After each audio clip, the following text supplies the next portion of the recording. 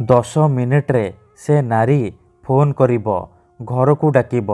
କେବଳ ବିଛଣାରେ ଶୋଇକି ପଢ଼ିଦିଅ ଏହି ଗୋଟିଏ ମନ୍ତ୍ର। ହଁ ଫ୍ରେଣ୍ଡସ୍, ଆଜିର ଏହି ଭିଡ଼ିଓଟିରେ ମୁଁ ଆପଣଙ୍କୁ ଶିଖେଇବି ଏମିତି ଏକ ପ୍ରଚଣ୍ଡ ମହାଶକ୍ତିଶାଳୀ ବଶୀକରଣ ମନ୍ତ୍ର।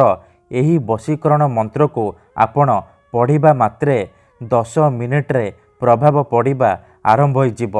ବାଧ୍ୟ ହେବ ସେ ନାରୀ ତୁମ ପାଖକୁ ଆସିବା ପାଇଁ, ତୁମର ସବୁ ଇଚ୍ଛା ପୂରଣ କରିବା ପାଇଁ। କେବଳ ରାତିରେ ଶୋଇବା ପୂର୍ବରୁ ବିଛଣାରେ ଶୋଇକି ଏହି ଗୋଟିଏ ମନ୍ତ୍ରକୁ ପଢ଼ି ଦିଅନ୍ତୁ। ତାପରେ ଦେଖିବେ ଚମତ୍କାର, କିପରି ସେ ନାରୀ ତୁମ ପାଖକୁ ଆସିବ, ତୁମର ସବୁ ଇଚ୍ଛା ପୂରଣ କରିବ। ଏହି ମନ୍ତ୍ର ଏତେ ଶକ୍ତିଶାଳୀ କି 10 ମିନିଟ୍ରେ ପ୍ରଭାବ ପକାଇଥାଏ। ସେ ନାରୀ ଖାଲି ଆପଣଙ୍କ କଥା ଭାବିବ। ଯେପର୍ଯ୍ୟନ୍ତ ଆପଣଙ୍କ ପାଖକୁ ଆସିନି, ଆପଣଙ୍କ ସହିତ ସମ୍ପର୍କ ରଖିନି, ସିଏ ଖାଲି ଛଟପଟ ହେବ। ଆଜ୍ଞା ହଁ, ଯଦି ଆପଣ ସୁନ୍ଦରୀ ଝିଅ ବା ସୁନ୍ଦରୀ ବିବାହିତା ନାରୀକୁ ଦେଖି ତା ଆଡ଼କୁ ଆକର୍ଷିତ ହେଉଛନ୍ତି, ତାକୁ ପଟେଇ ତାଠାରୁ ନିଜର ମନ ମୁତାବକ କାମ ହାସଲ କରିବାକୁ ଚାହୁଁଛନ୍ତି, ତେବେ ଆଜିର ଏହି ଭିଡ଼ିଓଟି ଆପଣଙ୍କର ଇଚ୍ଛାକୁ ପୂରଣ କରିବ। କାରଣ ଆଜିର ଏହି ଭିଡ଼ିଓଟିରେ ମୁଁ ଆପଣଙ୍କୁ ଶିଖେଇବି ଦୁନିଆର ସବୁଠାରୁ ମହାଶକ୍ତିଶାଳୀ ବଶୀକରଣ ମନ୍ତ୍ର। ଏହି ବଶୀକରଣ ମନ୍ତ୍ରକୁ ଯଦି ଆପଣ ରାତିରେ ଶୋଇବା ପୂର୍ବରୁ ବିଛଣାରେ ଶୋଇକି ପଢ଼ିଦେବେ, ତାପରେ ଦେଖିବେ କିପରି ସେ ଝିଅ ବା ନାରୀ 10 ମିନିଟ୍ରେ ତୁମକୁ ଫୋନ୍ କରିବ, ଘରକୁ ଡାକିବ, ଯାହା ଚାହିଁବେ ତାହା କରିବ। ନମସ୍କାର ଫ୍ରେଣ୍ଡସ୍, ଓଡ଼ିଆ ଫଣ୍ଡା ଚ୍ୟାନେଲକୁ ଆପଣମାନଙ୍କୁ ସ୍ୱାଗତ। ଯଦି ଆପଣ ଯେତେ ଚେଷ୍ଟା କରି ମଧ୍ୟ ନିଜ ପସନ୍ଦର ଝିଅ ବା ସୁନ୍ଦରୀ ନାରୀକୁ ପଟେଇ ପାରୁନାହାନ୍ତି, ତେବେ ଆଜିର ଏହି ଭିଡ଼ିଓଟି ଆପଣଙ୍କର ଇଚ୍ଛାକୁ ପୂରଣ କରିବ। ଏହି ମନ୍ତ୍ର ଏତେ ଶକ୍ତିଶାଳୀ କି ଯେଉଁ ଝିଅ ବା ନାରୀ ପାଇଁ ଏହି ମନ୍ତ୍ରକୁ ପାଠ କରିବେ, ସିଏ ସେହି ସମୟଠାରୁ ଆପଣଙ୍କ ଆଡ଼କୁ ଆକର୍ଷିତ ହେବାକୁ ଲାଗିବ। କେବଳ 10 ମିନିଟ୍ରେ। ହଁ ଫ୍ରେଣ୍ଡସ୍, କେବଳ 10 ମିନିଟ୍ରେ ସିଏ ଆପଣଙ୍କୁ ଫୋନ୍ କରିବ, ଘରକୁ ଡାକିବ, ଯାହା ଚାହିଁବେ ତାହା କରିବ। ଏହି ବଶୀକରଣକୁ ପ୍ରୟୋଗ କରି ହଜାର ହଜାର ଲୋକମାନେ ଲାଭବାନ ହୋଇଛନ୍ତି। ନିଜ ପସନ୍ଦର ସୁନ୍ଦରୀରୁ ସୁନ୍ଦରୀ ଝିଅକୁ ମୁହୂର୍ତ୍ତକ ଭିତରେ ପଟେଇ ପାରିଛନ୍ତି, ଆଉ ତାଠାରୁ ନିଜର ମନ ମୁତାବକ କାମ ହାସଲ କରିପାରିଛନ୍ତି। ତେଣୁ ମୋର ଆପଣମାନଙ୍କୁ ଅନୁରୋଧ କି ମନରେ କୌଣସି ଖରାପ ଉଦ୍ଦେଶ୍ୟ କିମ୍ବା କୌଣସି ଖରାପ କାମ ପାଇଁ ଏହି ବଶୀକରଣକୁ ପ୍ରୟୋଗ କରିବେନି। ଏଥିପାଇଁ ଆପଣଙ୍କୁ ବେଶୀ କିଛି କରିବାକୁ ପଡ଼ିବନି। କେବଳ ମୁଁ ଆପଣଙ୍କୁ ଗୋଟିଏ ବଶୀକରଣ ମନ୍ତ୍ର ଶିଖେଇବି। ଏହି ମନ୍ତ୍ରକୁ ଆପଣ ରାତିରେ ଶୋଇବା ପୂର୍ବରୁ ପଢ଼ିଦେବେ। ତାପରେ ଦେଖିବେ ଯେଉଁ ଝିଅ ବା ନାରୀ ପାଇଁ ଏହି ମନ୍ତ୍ରକୁ ପଢ଼ିବେ, ସିଏ କିପରି ତୁମ ପାଖକୁ ଆସିବା ପାଇଁ ବାଧ୍ୟ ହେବ।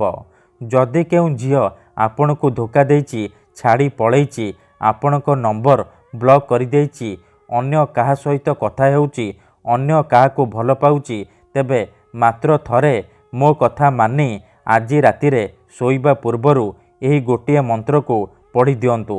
ତାପରେ ଦେଖିବେ କିପରି ସେ ଝିଅ ଯେତେ ଦୂରରେ ଥିଲେ ମଧ୍ୟ ତୁମ ପାଖକୁ ଆସିବା ପାଇଁ ବାଧ୍ୟ ହେବ, ତୁମକୁ ଭଲ ପାଉଛି ବୋଲି କହିବ। ଏହି ବଶୀକରଣକୁ ପ୍ରୟୋଗ କରି ଆପଣ ଶାଶୁ, ନଣନ୍ଦ, ଦିଅର, ଭାଉଜ କାହାକୁ ବି ନିଜ ବଶରେ କରିପାରିବେ, ଆଉ ତାଠାରୁ ନିଜର ମନ ମୁତାବକ କାମ ହାସଲ କରିପାରିବେ। ତେବେ ଏହି ବଶୀକରଣ ବିଧିକୁ ଆପଣ କିପରି କରିବେ, କେମିତି କରିବେ, ମୁଁ ଆପଣଙ୍କୁ ଶିଖେଇବି। ସମ୍ପୂର୍ଣ୍ଣ ପ୍ରୟୋଗ ବିଧି ମୁଁ ଆପଣଙ୍କୁ ଶିଖେଇବି। ଜାଣିବା ପାଇଁ ଭିଡ଼ିଓଟିକୁ ମୂଳରୁ ଶେଷ ପର୍ଯ୍ୟନ୍ତ ଦେଖିବେ। ଅଧାରୁ ଛାଡ଼ିକି ପଳେଇଲେ କିମ୍ବା କାଟି କାଟି ଦେଖିଲେ ଆପଣ କିଛି ବି ବୁଝିପାରିବେନି। ପରେ କମେଣ୍ଟ କରିବେ, ଗୁରୁଜୀ ଆପଣଙ୍କର ମନ୍ତ୍ର କାମ କରୁନି।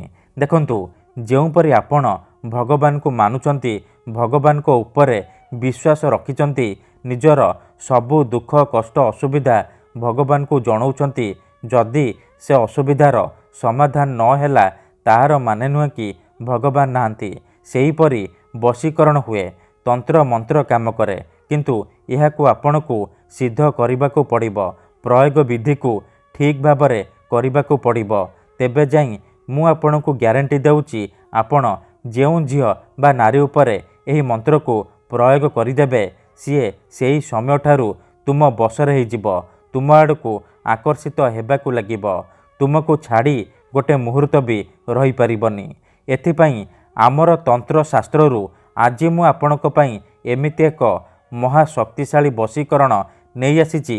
ଯଦି ଆପଣ ଏହି ମନ୍ତ୍ରକୁ ରାତିରେ ଶୋଇବା ପୂର୍ବରୁ ବିଛଣାରେ ଶୋଇକି ପଢ଼ିଦେବେ, ତାପରେ ଦେଖିବେ କିପରି ସେ ଝିଅ ବା ନାରୀ ତୁମ ପାଖକୁ ଆସିବା ପାଇଁ ବାଧ୍ୟ ହେବ। ଯାହା ଚାହିଁବେ ତାହା କରିବ।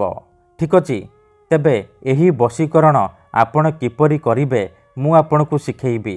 ତା ପୂର୍ବରୁ ମୋର ଆପଣମାନଙ୍କୁ ଅନୁରୋଧ କି ଯଦି ଆପଣ ଆମ ଚ୍ୟାନେଲକୁ ନୂଆ ଆସିଛନ୍ତି ତେବେ ଦୟାକରି ଚ୍ୟାନେଲକୁ ସବସ୍କ୍ରାଇବ୍ କରି ପାଖରେ ଥିବା ବେଲ୍ ଆଇକନ୍କୁ ମଧ୍ୟ ଦବାଇ ଦିଅନ୍ତୁ। ଯାହାଦ୍ୱାରା ଆମେ ଯେଉଁ ବି ଭିଡ଼ିଓ ଅପଲୋଡ଼ କରିବୁ ସର୍ବପ୍ରଥମେ ଆପଣ ଦେଖିପାରିବେ। ଯଦି ଆପଣ ଏହି ବଶୀକରଣ କରିବାକୁ ଚାହୁଁଛନ୍ତି, ସେ ଝିଅ ବା ବିବାହିତା ନାରୀକୁ ନିଜ ବଶରେ କରିବାକୁ ଚାହୁଁଛନ୍ତି, ତାକୁ ପଟେଇ ତାଠାରୁ ନିଜର ମନ ମୁତାବକ କାମ ହାସଲ କରିବାକୁ ଚାହୁଁଛନ୍ତି, ତେଣୁ ମୋର ଆପଣମାନଙ୍କୁ ଅନୁରୋଧ କି ଆପଣ ଭିଡ଼ିଓଟିକୁ ମୂଳରୁ ଶେଷ ପର୍ଯ୍ୟନ୍ତ ଦେଖିବେ। ମନେ ରଖନ୍ତୁ, ଏହି ବଶୀକରଣ ବିଧିକୁ ଆପଣ କେଉଁ ବି ବାରରେ କରିପାରିବେ, କିନ୍ତୁ ଯେବେ ବି କରିବେ ରାତିରେ ଶୋଇବା ପୂର୍ବରୁ କରିବେ। ବିଧିଟି କରିବା ପୂର୍ବରୁ ଭଲ ଭାବରେ ହାତ ଗୋଡ଼ ଧୋଇ ସଫା ବସ୍ତ୍ର ପିନ୍ଧିକି ଏହି ବଶୀକରଣ ଆରମ୍ଭ କରିବେ। ସେହି ଝିଅ ବା ନାରୀକୁ ମନରେ ଭାବିକି ଆପଣ ଏହି ବଶୀକରଣ ଆରମ୍ଭ କରିବେ। ପ୍ରଥମେ ଆପଣ କ'ଣ କରିବେ, ଭଲ ଭାବରେ ହାତ ଗୋଡ଼ ଧୋଇକି ନିଜର ଶୋଇବା ସେଜ ଉପରେ ବା ବିଛଣା ଉପରେ ବସି ପଡ଼ିବେ। ତାପରେ ଆଖି ବନ୍ଦ କରିକି ସେହି ଝିଅ ବା ନାରୀକୁ ମନେ ମନେ ଭାବିବେ। ତାର ମୁହଁକୁ ନିଜ ମନରେ ଭାବିବେ। ତାପରେ ମୁଁ ଆପଣଙ୍କୁ ଗୋଟିଏ ବଶୀକରଣ ମନ୍ତ୍ର କହୁଛି, ଏହି ମନ୍ତ୍ରକୁ ଆପଣ 7 ଥର ପଢ଼ିଦେବେ। ମନ୍ତ୍ରଟି ଏହିପରି: ସର୍ବକାଲେ ବଶୟେତୁ ତତଂ ଭୟନ୍ତରୁ, ସର୍ବକାଲେ ବଶୟେତୁ ତତଂ ଭୟନ୍ତରୁ। ଏହି ମନ୍ତ୍ରକୁ ଆପଣ 7 ଥର ପଢ଼ିବେ। 7 ଥର ମନ୍ତ୍ର ପଢ଼ି ସାରିବା ପରେ ଆପଣ 3 ଥର ସେହି ଝିଅ ବା ନାରୀର ନାମ କହିବେ। ତାପରେ ପବନରେ ଗୋଟିଏ ଥର ଫୁଙ୍କିଦେବେ।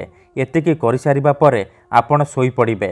ସକାଳୁ ଉଠିବା ମାତ୍ରେ ଆପଣ ବାସି ମୁହଁରେ, ବିନା ହାତ ଗୋଡ଼ ମୁହଁ ଧୋଇ ଆପଣ ବାସି ମୁହଁରେ ସେହି ବିଛଣା ଉପରେ ବସିକି ପୁଣି ଆପଣ ଏହି ମନ୍ତ୍ରକୁ 7 ଥର ପଢ଼ିଦେବେ। ସର୍ବକାଲେ ବଶୟେତୁ ତତଂ ଭୟନ୍ତରୁ। ତାପରେ ଦେଖିବେ ଚମତ୍କାର କିପରି 10 ମିନିଟରେ ପ୍ରଭାବ ପଡ଼ିବା ଆରମ୍ଭ ହୋଇଯିବ। ସେ ଝିଅ ବା ନାରୀ ଆପଣଙ୍କ ପ୍ରେମରେ ଦିବାନୀ ହୋଇଯିବ। ଯାହା ଚାହିଁବେ ତାହା କରିବ।